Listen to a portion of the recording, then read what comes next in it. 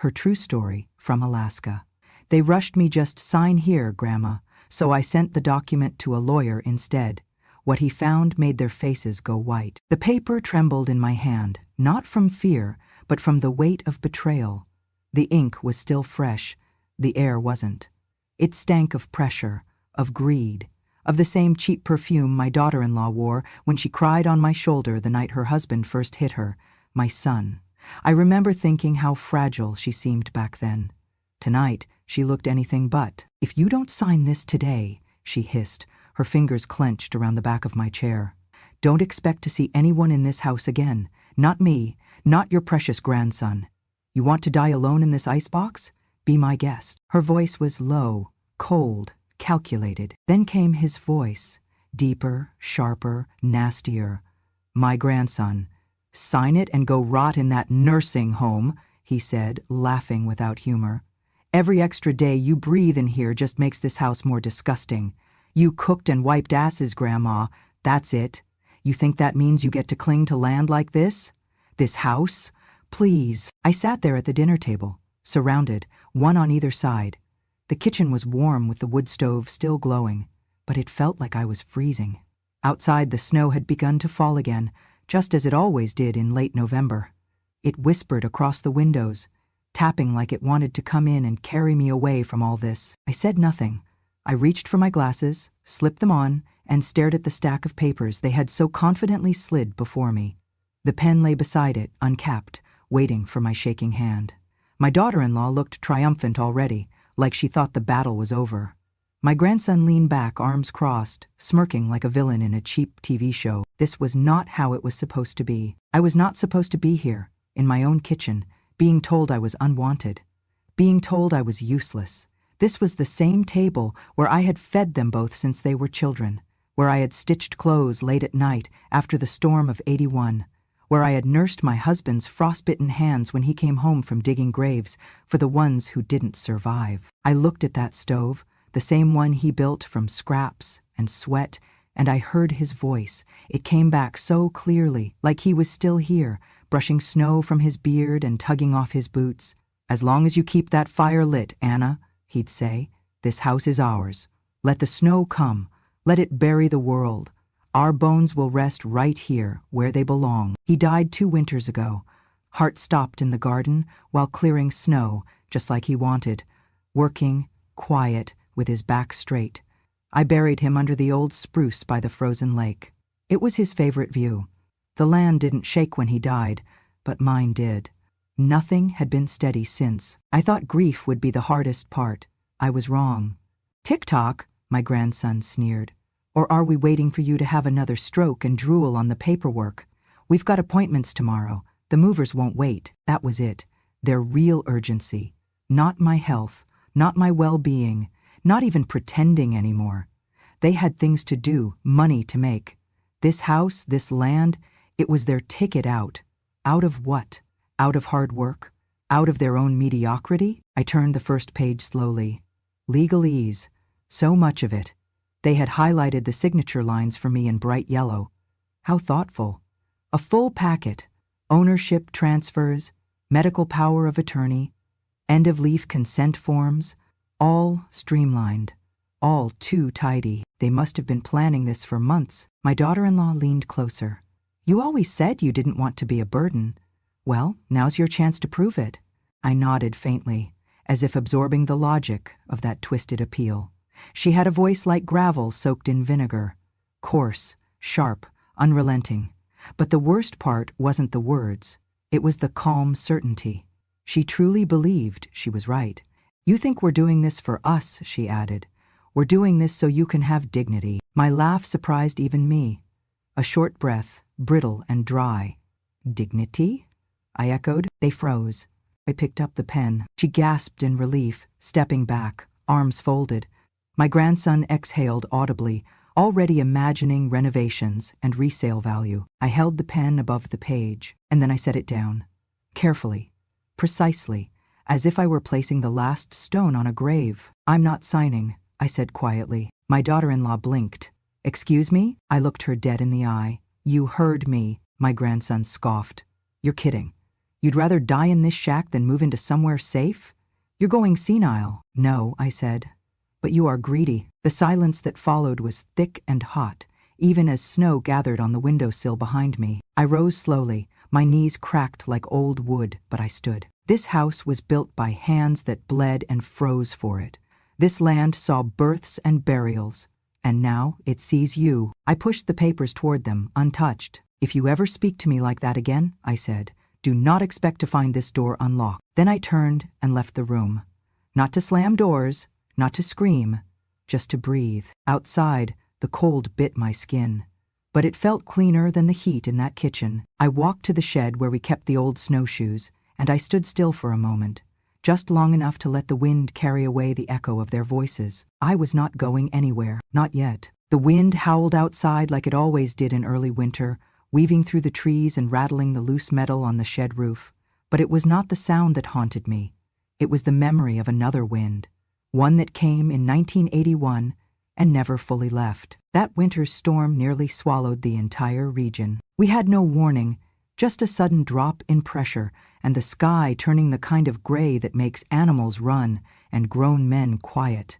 The radio lines cut out by nightfall. Trees snapped like matchsticks. Roads vanished. But our house, this house, stood through it all. My husband and I had built it from scratch, months before the storm came. We hauled logs ourselves, dragged stones by sled, and hammered each board with frozen fingers. We were young but determined, poor but stubborn, and full of the kind of belief that love could warm any cold. He designed a frame to face away from the wind and built the foundation deep into the frozen earth. I remember how he used to say, "If this place can't keep us safe, then nowhere will." When the blizzard hit, it came with a vengeance. Visibility dropped to nothing. The generator gave out in most of the valley. People tried to drive out, tried to walk for help, but the snow buried them faster than they could move. That was when the first knock came. It was a little after midnight. The wind was shrieking, the kind that pulls tears out of your eyes whether you want to cry or not. My husband opened the door, and there stood a young couple, frost clinging to their eyelashes, the woman carrying a baby under her coat. "Please," she whispered, barely audible. "We saw your chimney." He didn't hesitate, not for a second. He ushered them in, pulled blankets from the bedroom, told me to heat broth. That was the first. By dawn, there were 20 people in this little house, neighbors, strangers, a retired teacher, a mailman, 2 teenagers who had been stuck in a snowdrift for nearly 8 hours. We ran out of beds the first hour. After that, we gave up the chairs. Then the floor space. People leaned against walls, curled near the stove, tucked into corners like feral cats, just trying to survive. For 3 days, we fed them, warmed them, prayed with them. My husband chopped wood until his hands blistered and bled. I cooked rice in water when the broth ran out. We boiled snow to make tea, passed around old wool socks like treasure. I remember one man crying, just from the feel of dry socks on his feet. When the storm finally cleared and the search teams arrived, not one person in our house had lost a toe to frostbite. Not one. They called our cabin a miracle. But it was not a miracle. It was love and labor, sweat and faith. Every beam in this house, every stone in its hearth, had been laid with the intention of safety, not just for us, but for whoever needed it. After that winter, people in town referred to our place as the warm house. Not because it was physically warm, but because it had opened itself when everything else closed. I wish he could have lived to see the sign they made. A small wooden plaque that said just that, "The Warm House, Est 1981. He hung it by the front door with pride, brushing his fingers across it every time he came in from the cold. When he passed, 2 winters ago, I thought the warmth might go with him. But every morning since, I have lit the stove, alone, quietly, reverently. I chop wood the same way he used to, though slower now. I sweep the hearth, boil tea, and whisper his name when the embers crackle just right.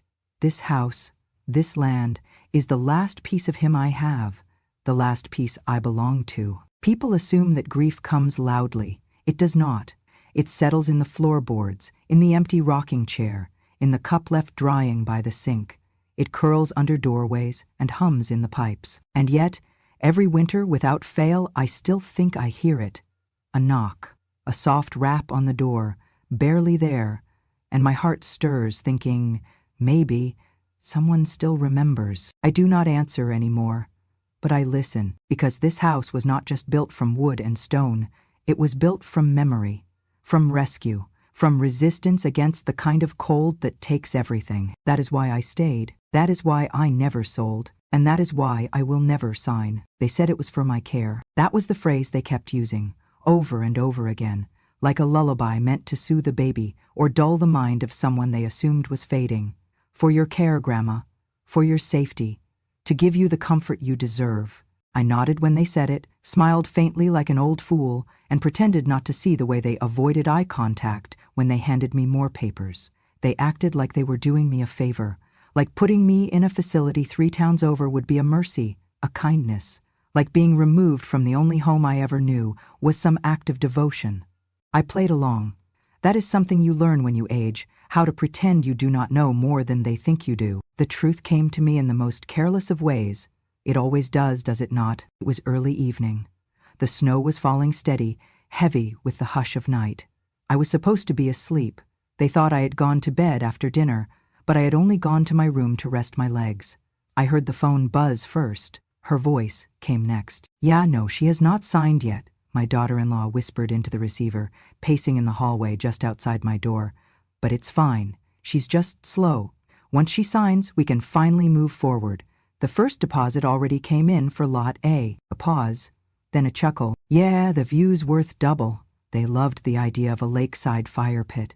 Said they could already picture the glass walls facing the ice. I sat up. She kept talking, lower now, but not careful enough.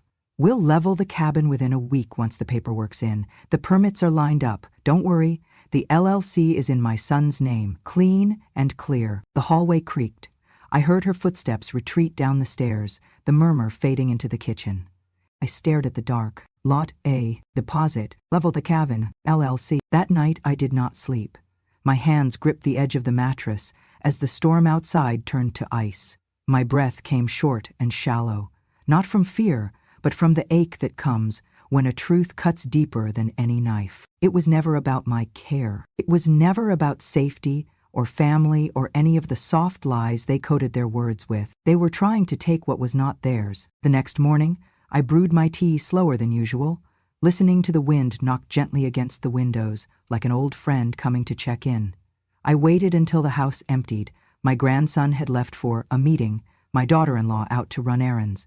I moved through the house like I had 1,000 times before, each step steady with the memory of where the floorboards creaked and where they didn't. In the office, tucked under a pile of real estate flyers, I found the folder. It was thick, printed on glossy paper with tabs and post-its and lines drawn in red ink.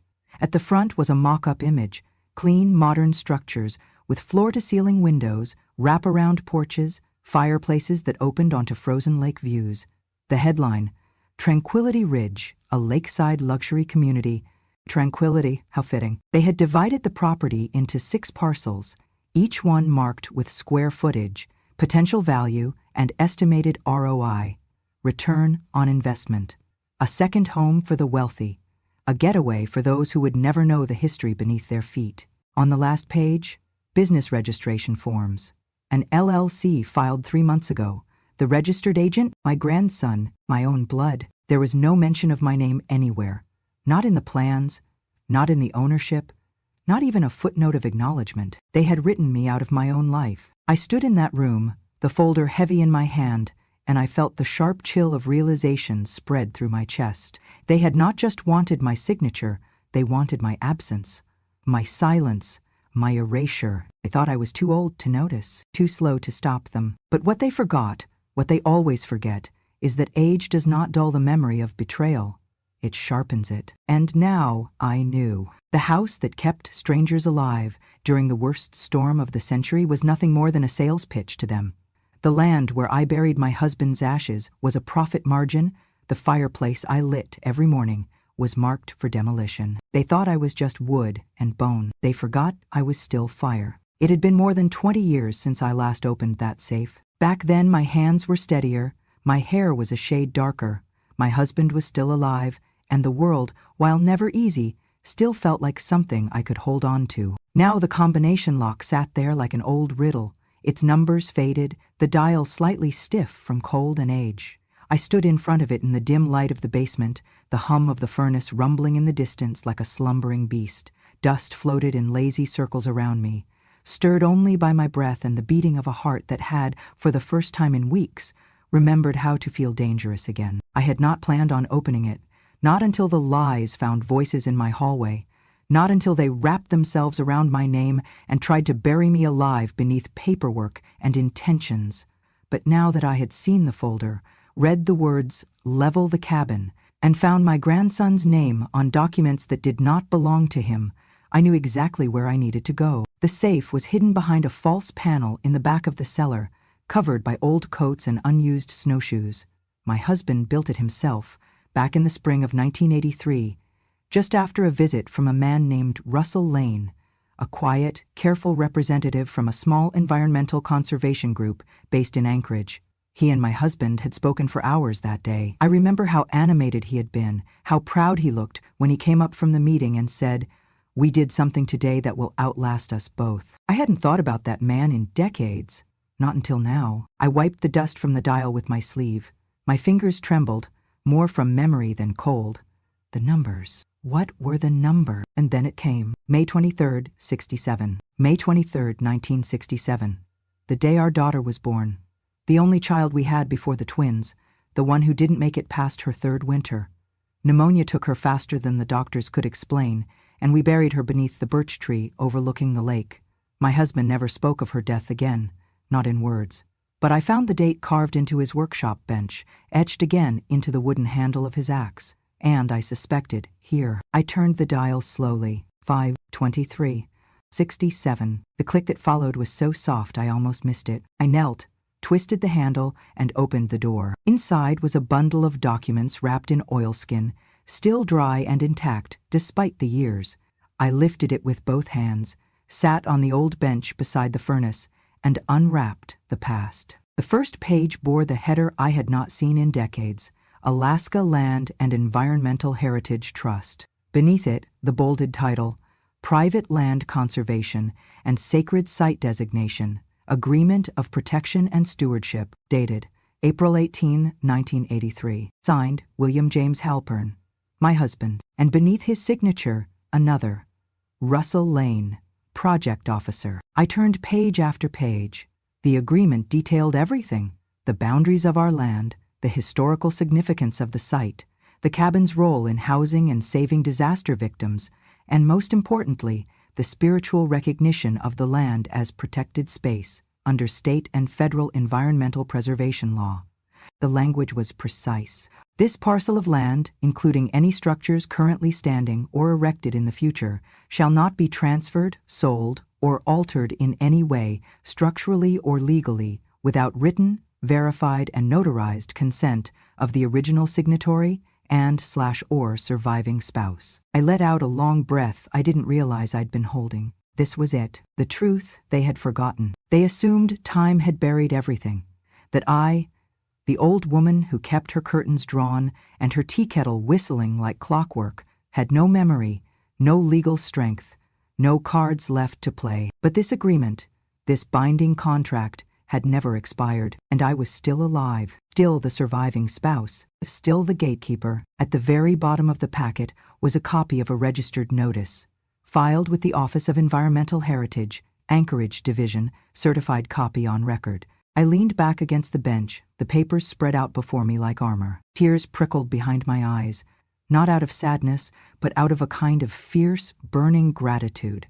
Gratitude that my husband had done this, that he had thought so far ahead, that he had believed enough in this house, this land, this us, to protect it from a future even he could not see. I looked at the safe, still open, and imagined him beside me, mud on his boots, soot on his cheek, grinning with that crooked smile that used to make me laugh no matter how mad I was. "You always said they'd try something," I whispered to the silence. "You were right." I gathered the papers, slid them back into the oilskin, and held them close. They could draw maps, file deeds, even whisper threats in their silk-laced voices. But this was mine. And now, I had something they didn't expect. Proof. "I'll sign in 3 days. That was all I said. 3 days. Not today, not now. just enough to lower their guard. My daughter-in-law's eyes lit up the moment the words left my lips. My grandson looked at me like I had finally come to my senses. They did not press me further, not after that. They simply smiled, tight, satisfied smiles, and left me alone to rest. But rest was not what I had in mind. As soon as they drove into town the next morning, I got to work. I laid the conservation papers flat on the dining table, smoothing every corner. The name I had not spoken aloud in years came to me like a whisper riding the smoke from the fireplace. Jack Burnham. Jack had been my husband's friend, one of the few who had stayed honest while the rest chased money. He was sharp as a tack and dry as Alaska bark. A retired federal lawyer from the Bureau of Land and Natural Resources. He moved down south a while ago, somewhere near Juneau, I heard. But I had his number, still scribbled on an old recipe card, wedged in the back of the phone book. My hands trembled slightly as I dialed. It had been years. Jack Burnham speaking, came the voice, brisk and unmistakable. "It's Anna," I said, clearing my throat. "Anna Halpern." There was a pause, then a sudden shift in his tone. "Well, I'll be damned. Anna, it's been what, 15 years? "Closer to 20, I said.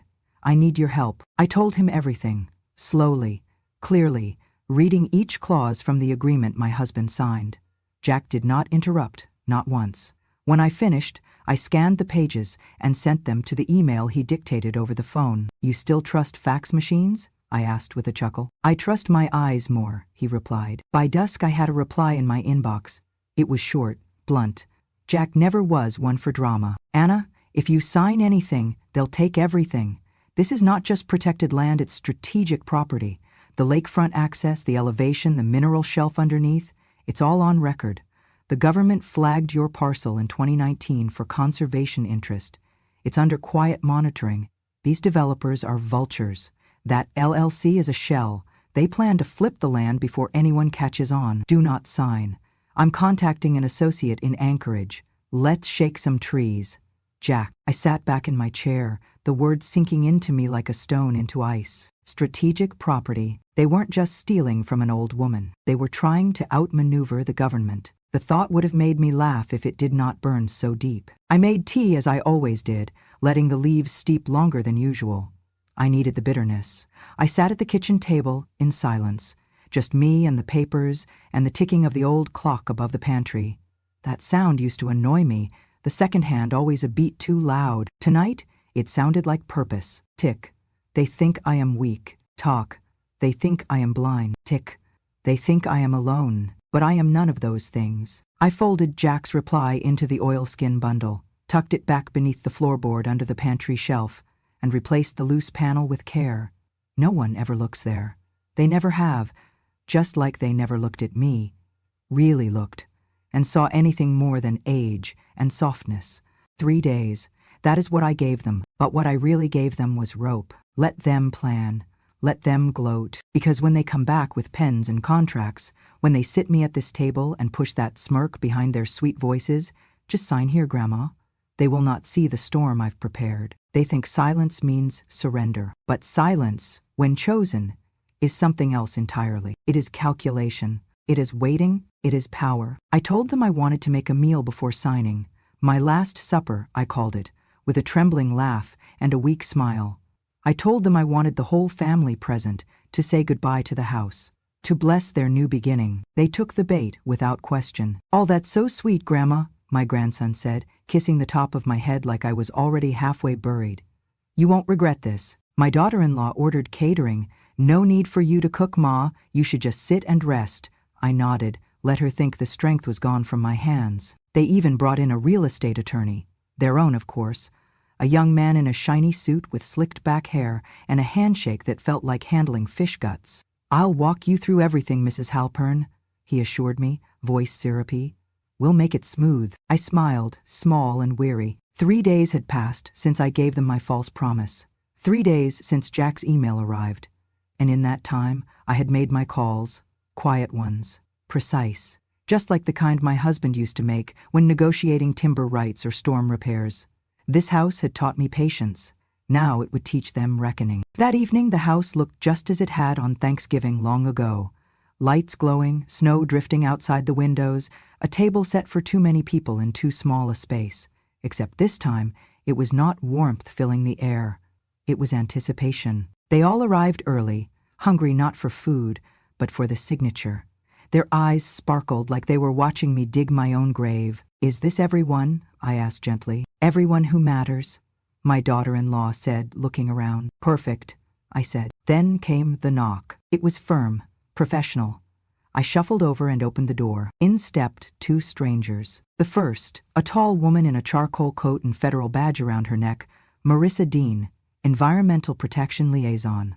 The second, shorter, older, eyes like granite and a briefcase in hand, David Kwan, Federal Land Use Attorney. My family froze. "I asked them to join us," I said calmly, stepping aside. "This house has more than one signature to consider tonight." The silence that followed was so loud I could hear the clock ticking behind me. What is this?" my grandson finally stammered. "Cease," I said, turning to the crowd now gathering around the dining room table. "Are representatives from the Conservation Trust my husband and I entered into back in 1983, and from the federal office that oversees sacred and strategic lands in Alaska.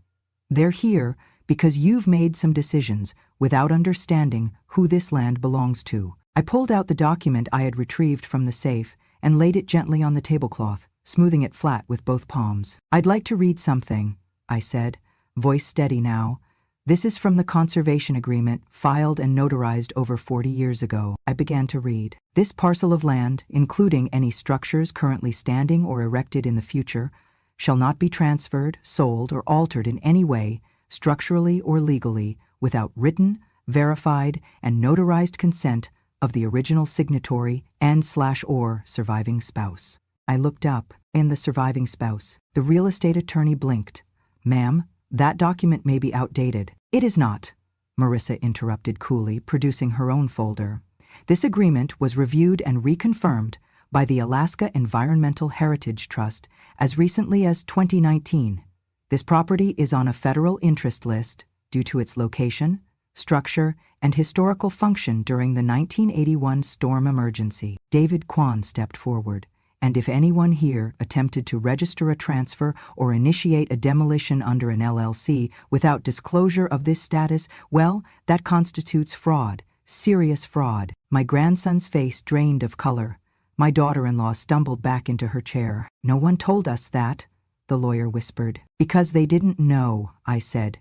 "Because they didn't ask. Because they thought I was too old to remember, too soft to resist." Marissa turned to me.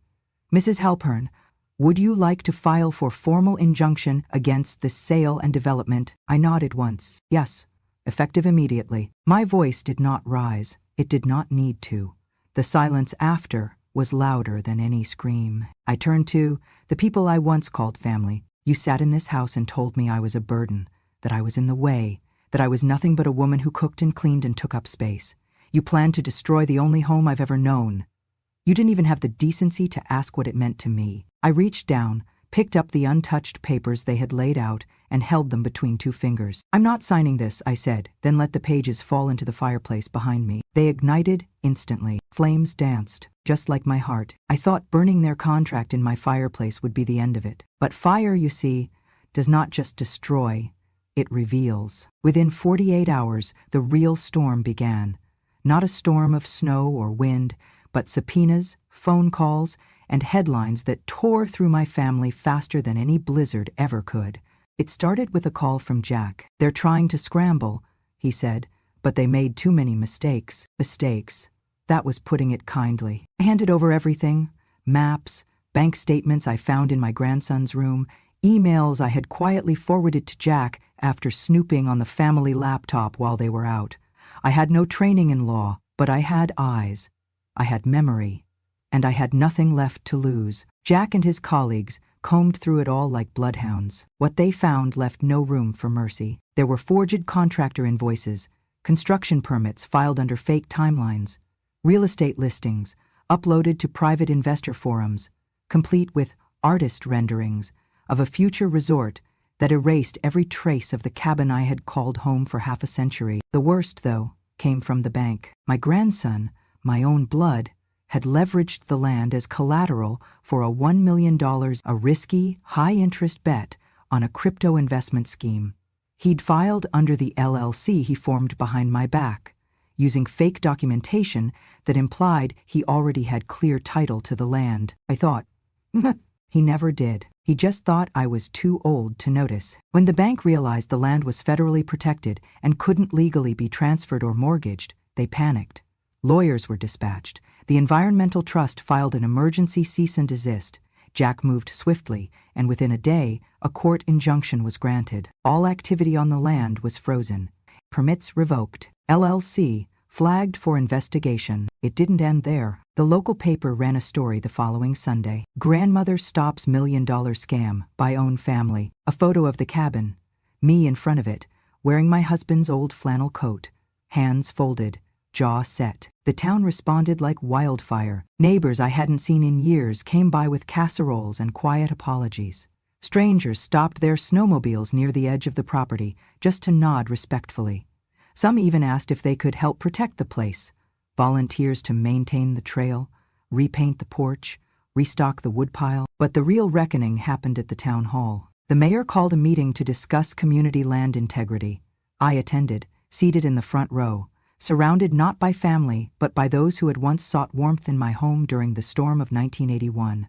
They remembered. My grandson was summoned to answer questions. He tried to smile, tried to lie, but his voice cracked. He had no paperwork that held weight, no answers that held water, no soul left willing to defend him. And when the federal officer pulled up the full loan application, with my forged initials, a falsified death certificate for my husband, and a title document that never passed through legal, he broke. Right there, in front of a room full of townspeople and reporters, he sank into his chair, white as the snow outside. My daughter-in-law, seated beside him, kept her arms crossed tight, but her face betrayed it all: contempt, regret, fear. They were stripped of the LLC, their accounts frozen. The bank announced legal pursuit of restitution. The court filed for fraud investigation under state and federal law. Jack said it could take years, but the outcome was already known. They would lose everything they tried to steal. I sat quietly as the judge read the motion aloud. This land shall remain indefinitely under the protection of the Alaska Environmental Heritage Trust. All legal rights revert solely to Mrs. Anna Halpern, widow of William Halpern, as recorded in the original deed. Applause followed, but I did not smile. I simply bowed my head, not in shame, in closure. The snow fell again last night. Thick, slow, silent flakes blanketed the roof as I sat by the fire, coaxing the flames to life with pine kindling and the last bits of birch bark from the pile. The wind whispered at the windows, gentle now, as if it, too, had finally decided to let the house rest. I moved slowly these days, but not aimlessly. Every motion had a memory tucked into it, fingers knowing where the wood creaked, when to twist the old stove's damper just right, how many minutes until the kettle would sing. This house didn't need clocks. It had me. I leaned back in my chair, pulled the blanket up to my knees, and stared into the fire. Not at the flames, but through them. Through time, really. Back to when his hands, strong and steady, built that hearthstone. When he turned to me, soot on his face, and said the words that had lived inside me like scripture ever since. When they think you're weak, they get careless. He said it with a chuckle, not malice, as if it were a joke told between comrades, not a warning meant to span decades. He was right. They were careless, because they thought I was weak, because I'd grown quiet, because I'd grown old. But I wasn't weak. I was watching, and when the time came to strike, I didn't need to raise my voice. I only had to raise the truth. The town had changed since the hearing. People waved more now. Some brought food. One woman from the city asked if she could sketch the cabin, said it had become a symbol of heritage defiance. I told her to draw whatever she liked, just so long as she didn't try to own it. Jack called last week to tell me the paperwork was final. The cabin and surrounding land were now recognized as a joint site of historical and environmental significance, protected forever, maintained by the very agency my husband had believed in. They would cover upkeep. Volunteers would rotate through to tend the trail and educate school children, and the building itself, it would remain exactly as it was, down to the knots in the doorframe and the scratches on the floor where the dogs used to run. They asked if they could call it a museum. I said yes, so long as they left the stove working and the rocking chair by the window. They did more than that. They carved a plaque into the wall, just above the mantel, burned into the cedar in firm, weathered lettering. It reads, "This is the house they thought had no value, only because the last person living in it was me." Some visitors cry when they read it. I don't. I just nod. As for the ones who betrayed me, the world has a way of dealing with them without my help. My grandson, once so smug, so eager to erase me, now works nights as a janitor at a corporate complex 2 counties over. He scrubs toilets in buildings he used to dream of owning. When asked for references, he lists no family. And my daughter-in-law? She left without a word. No note. No apology. Nothing. Some people asked me if I was angry, if I wanted vengeance, if I wanted to see them suffer more. I always give the same answer. No, because I never needed revenge. I had something stronger. Time. Time exposed every lie. Time revealed every intention. Time peeled back the false smiles, the greedy whispers, the hands reaching not for love, but for legacy. I didn't scream. I didn't throw dishes or curse their names in the street. I waited. I held my silence like a blade, sheathed but ready. And when the moment came, I used it. Now I sit here, alone but not lonely, in the same chair where I once rocked babies, where I once nursed grief, where I once wondered if silence meant defeat. Sometimes silence is a seed, and today it has bloomed. Every morning, I light the fire. I make tea. I open the door and breathe in the crisp air of a land I was never meant to leave. The birch tree still stands by the lake. My husband rests beneath it just as he wished, and when the wind moves through its branches, I imagine I hear him laughing. He would have liked how it ended, not with shouting, not with blood, but with truth and legacy, and snow falling gently on a home that refused to be erased. Because justice doesn't always arrive on horseback or in headlines. Sometimes it comes softly, like winter, like a knock on the door, like the whisper of a woman who was never supposed to matter, but did, and always will. If this story touched something deep in you, if you've ever felt overlooked, discarded, or told you were too old to matter, then know this: your silence is not weakness. Your memory is not noise. It is your power. Here on Grandma True Stories, we share the truths that were never meant to be told, not for pity, but for clarity. Because revenge has no expiration date. And wisdom? Wisdom doesn't shout, it remembers. So if you believe in stories that matter, in justice that waits quietly, and in voices that refuse to die out, subscribe to Grandma True Stories. Join a community where the forgotten are finally heard. Because sometimes, the quietest woman in the room is the one who changes everything.